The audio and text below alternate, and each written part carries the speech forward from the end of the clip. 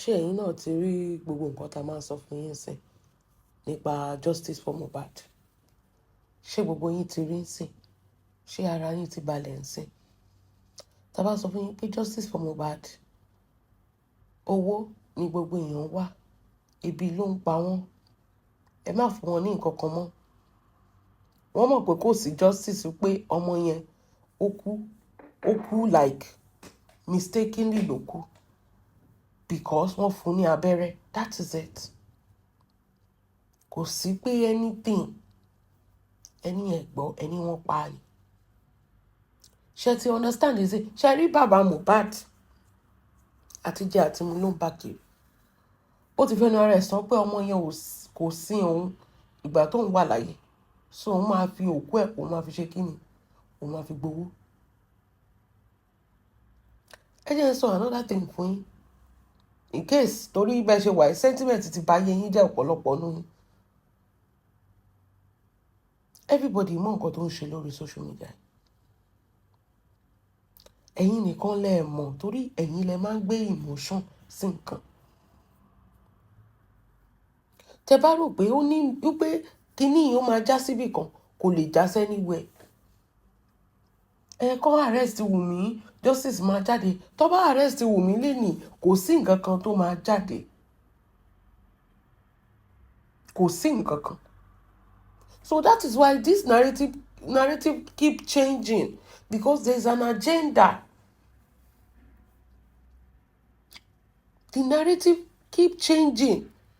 Ẹgbọ́n nǹkan tó sọ pé bàbá Mohbad tó sọ. Only Wumi's boyfriend came into Mohbad's house to beat him to pie in Wumi's presence. Ẹ̀yin èèyàn mi.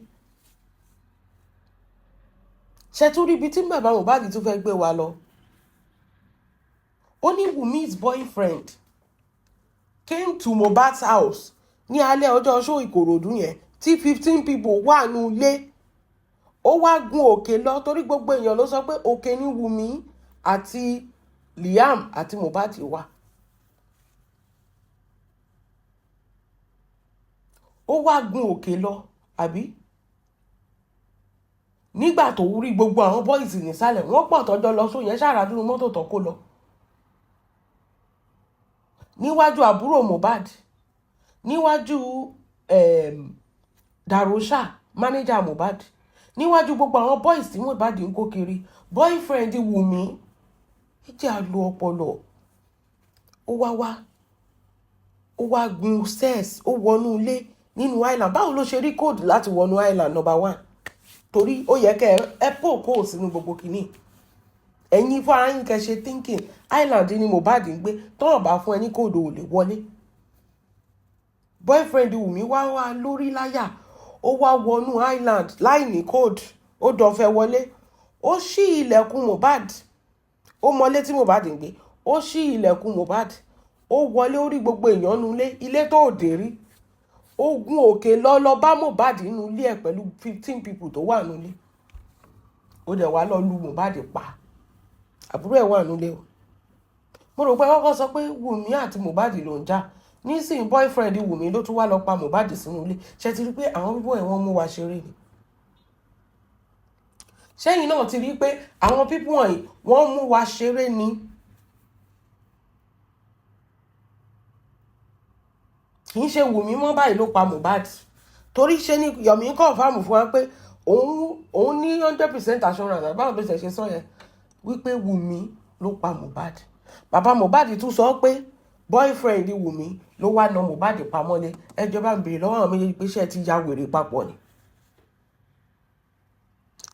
Bó ṣe sọ kíní kan fún yín pé if you think tó bá ṣì ń rò pé àwọn people yìí fẹ́ gba justice, ó kàn ń tọrọ ẹ̀.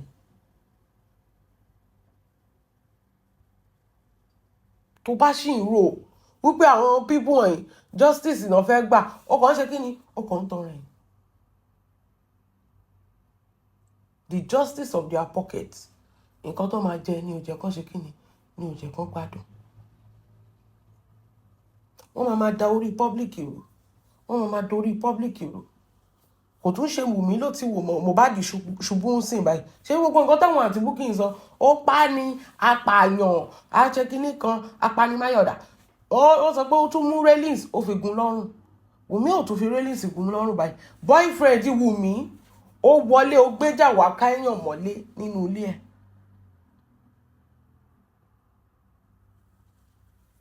Boyfriend Wùmí ló tún wá pa Mohbad. Tẹ́ ẹ̀ bá ti gbọ́n mọ́ ní 2026 ẹ lè gbọ́n tẹ́ ẹ máa fi kú. Ẹ lè ṣe kí ni ẹ lè gbọ́n mọ́ tẹ́ ẹ máa fi ṣe kí ni tẹ́ ẹ máa fi kú.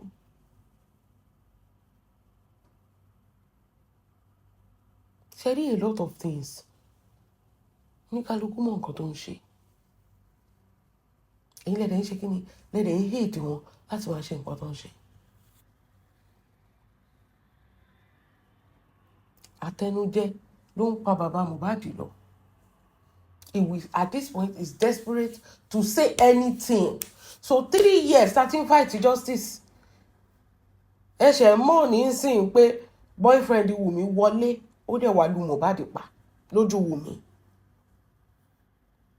Boyfriend Wùmí wọlé ó gbéjà lọ ká Mohbad mọ́nú ilé ó dẹ̀ lọ lu Mohbad pa lójú ìyàwó àtọmọ ẹ̀ àtàbúrò àti mánéjà àti gbogbo ẹ̀ ó dẹ̀ pa Mohbad wọ́n dẹ̀ jẹ́ kó kúrò ńbẹ̀ kó jáde. Ṣé mọ adúrú èèyàn tẹ́bí máa pa nígbà tí Mohbad kú ṣá? Ṣebí a rí interview kí náà porúkọ bọ̀bọ̀ yìí Prime Boy tó ní Mohbad introduce sí Bella Smuda wípé ìyẹn dẹ̀ fẹ́ sáyẹn òun gan kó tó di pé Mohbad kú. Mánéjà Mohbad Wùmí fún ara ẹ̀ Wùmí tí ọmọ ọlọ́mọ tó jẹ́ pé kò kì í ṣiṣẹ́ rádúró iṣẹ́ tó ń kó mọ́ra ń sìn.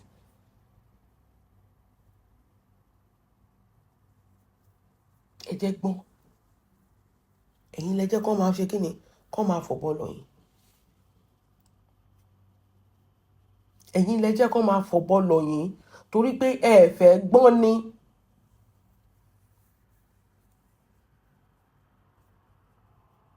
Use your brain or they go use am for you.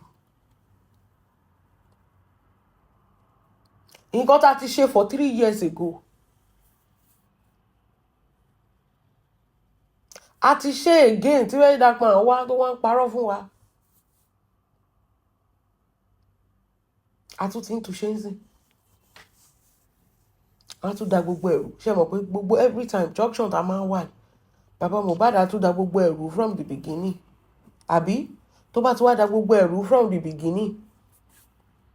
A tún bẹ̀rẹ̀ another round of owó dídá. Tún bẹ̀rẹ̀ pé máa dáwó because Bàbá Mohbad fẹ́ jẹun. He will say anything. Àtijọ́ àti mu. A tún máa bẹ̀rẹ̀ owó dídá. Ẹ jọ̀ọ́ bá wa sọ fún Bàbá Mohbad. Boyfriend Wùmí o ṣèbẹ́yìn wà nílé ìgbà tí boyfriend Wùmí lu Wùmí pa. Nǹkan tó ti lè jẹ́ kí Mohbad fún ara ẹ̀ gan má sún mọ́ bàbá ìgbà tó wà nílé ayé. Ṣé kò yẹ kí yẹn ti sọ fún yín a lot of things. Kí ló dé tí Mohbad yẹra fún máì ìgbà tó wà láyé?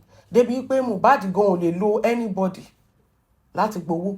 Kò jẹ́ kí bàbá ẹ̀ mọ̀ pé òun ti ralẹ̀ torí pé ó mọ̀ pé this man is very very greedy. Ṣé rí àwọn tó máa ń sọ pé àtàrà ọmọ làwọn ti máa là yẹn irú èèyàn bẹ́ẹ̀ ni bàbá Mohbad. Ìyá Mohbad sọ ó ní ẹ̀ tí ìmọ̀jò sí.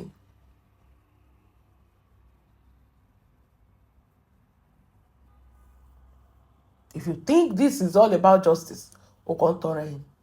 Wọ́n tọ́ ẹ̀hún tọ́ bẹ̀là. This is about making people, like forcing people to think that something happened. They will say anything so that you will believe that something happened and they are doing something. They are not doing anything. Gbà yìí láàárọ̀ ẹ sọ fún bàbá Mohbad pé kó bá wa mú boyfriend Wùmí tó pa Mohbad sínú ilé kó mú jáde. Bàbá Mohbad sọ pé boyfriend Wùmí ó ṣàmà lórúkọ.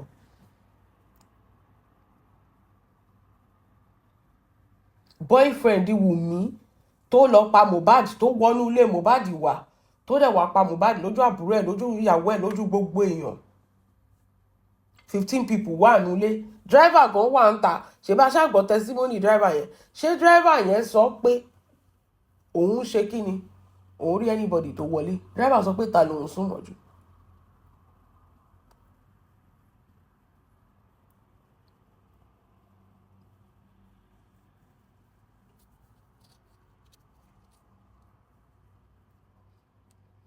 driver sọ pé ta lòun sún mọ́jú torí wọ́n fọ́ gíláàsì. Bàbá Mohbad ṣẹ́rí nǹkan tó bá ń jẹ lẹ́nu nìkan ló mọ̀. Ó láìkí owó jẹ́ ẹ̀mí ẹ lọ. Ó ṣe kí ni? Ó láìkí owó ju kí ni? Ju ẹ̀mí ẹ lọ. Èyí tẹ́ bá ń gbọ́kàn yìí, bàbá ń wá ọmọ ẹ̀ ní bàbá tó ní. Irọ́ ni torí owó ni. This is the same thing. If he's changing this in front of you and you don't understand one thing, this is the same thing he's doing when it comes to the issue of DNA. Tó bá ti fẹ́ ṣe, tó bá ti agree pé bí eléyìí náà ṣe máa ṣe, bàbá Mohbad á tún gbé lẹ́tà mi wá, wọ́n á tún da gbogbo ẹ̀rù, wọ́n á tún bẹ̀rẹ̀ láti bẹ̀rẹ̀. Wọ́n á tún da gbogbo ẹ̀rù, wọ́n á tún ṣe kí ni? Wọ́n á tún bẹ̀rẹ̀ láti bẹ̀rẹ̀. Òun ò fẹ́ léyìí o, tó ti agree báyìí. Kọ́kọ́ bẹ̀rẹ̀ báyìí bàbá Mohbad àti sọ pé no òun ò fẹ́ o. Ẹ wo the last time ó yá bàbá Mohbad lẹ́tà lélẹ̀ yẹn lọ ṣe DNA ó lóun ò ṣe é nù Nàìjíríà. Wọ́n tún cancel gbogbo lẹ́tà yẹn, gbogbo authorization letter tó fún bàbá Mohbad tó ń kígbe pé wọ́n fún òun ní authorization letter kán lọ compare Wùmí, wọ́n fún ní authorization letter. Bàbá Mohbad sọ pé òun ò ṣe DNA Nàìjíríà. Ó yá o, àwa mẹ́tẹ̀ẹ̀ta máa ní center o, kó ní kálukú lọ mú center ẹ̀ wá kán lọ ṣe DNA. Wọ́n ti approve another authorization letter. Bàbá Mohbad jáde òun àtàwọn blogger ẹ sọ pé kí ni wọ́n sọ? Authorization letter center tó mú wọn ò ṣe DNA bẹ́ẹ̀ kí ló kàn yẹn ò ṣe lọ ṣe tiyín. Ṣèbẹ́yìn nìkan lẹ wàṣọ pé center tẹ́yìn mú ó wà òkè, ó yẹ ìyẹn lọ ṣe tiyín center yín náà. Bàbá Mohbad tún dá yẹn rú. Nísìnyí wọ́n sọ pé òkè o kó ní kálukú kó ṣe tiẹ̀ lọ́tọ̀ọ̀tọ̀. Bàbá Mohbad sọ pé rárá o, òun nìkan ni ó gbọ́dọ̀ fún òun ní authorization letter láti ṣe DNA. Ní ìwọ̀n bí tó ti ń ṣe irú nǹkan bẹ́ẹ̀.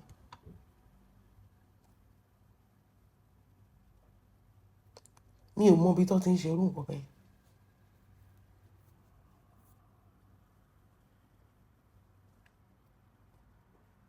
That man has issues.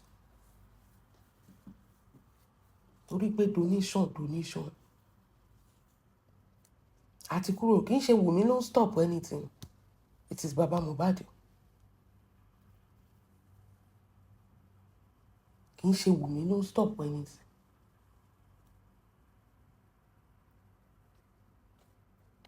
Baba Mohbad.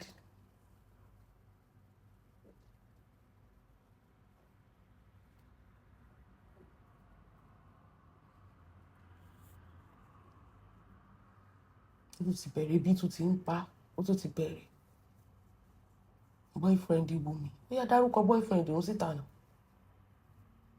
If this is not manipulation, I don't know what is. Boyfriend Wùmí ló wọlé wá tó wá na Mohbad lójú manager ẹ̀, lójú àbúrò ẹ̀, lójú gbogbo àwọn èèyàn ẹ̀. Tó dẹ̀ pa kò nà lásán, ó nà pa sínú ilé, ó dẹ̀ jáde ń bẹ́ẹ̀. Lójú 15 people. Ó dẹ̀ pa Mohbad sínú ilé ẹ̀ ní ojú 15 people. Ó dẹ̀ gbẹ́sẹ̀ kan sókè, ó dẹ̀ rà, ó pòórá. Bàbá Mohbad bẹ́ẹ̀ ṣe lọ́pọlọ lẹ ṣe máa rò pàwọ̀ ò lọ́pọlọ ni. Bẹ́ẹ̀ ni ò ṣe lọ́pọlọ lẹ ṣe máa rò pé àwa ò lọ́pọlọ.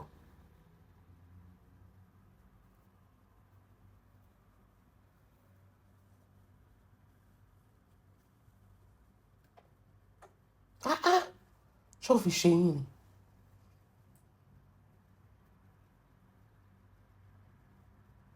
Ṣé wọ́n fi ṣe yín ni bàbá Mohbad? Gbogbo ìgbà ni ẹ̀yin lẹ́nu ẹ̀yin lánàá bí ẹ̀kọ́ àkọ́kọ́ jẹ́. Ẹ fọmọ ìlọ́rùn lẹ̀ every time. Òun ló pa, òun kọ́ ló pa, Liam ló pa Mohbad. Gbogbo ẹ̀ lẹ́ṣà ń gbọ́ oríṣiríṣi anything.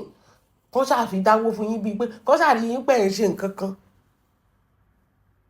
Anything ni kọ́ ṣáà fi dáwó fún yín pé wọ́n ṣáà ń ṣe nǹkan kan, wọ́n ò ṣe nǹkan kan.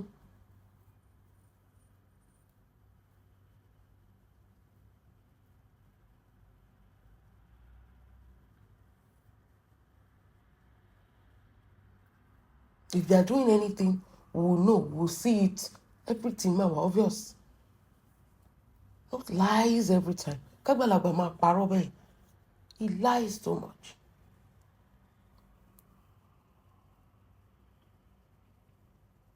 He lies too much. Bóyá lẹ mọ̀, àwọn ò fọ́, kò sí nǹkan tẹ́ lè gbé wá ń sè. Ṣé kí ni àfọ́ fún yín? Àfọ́ fún yín ni. Ẹ tiẹ̀ jáde ní sí kẹ́ tó sọ pé Liam ló pa Mohbad. Ẹni ó ní. Tára yín bá ti balẹ̀, ẹ gba kọ́ọ̀tì lọ, ẹ máa lọ ṣe díẹ̀ ni. Ìyẹn àgbàrá dára dáì.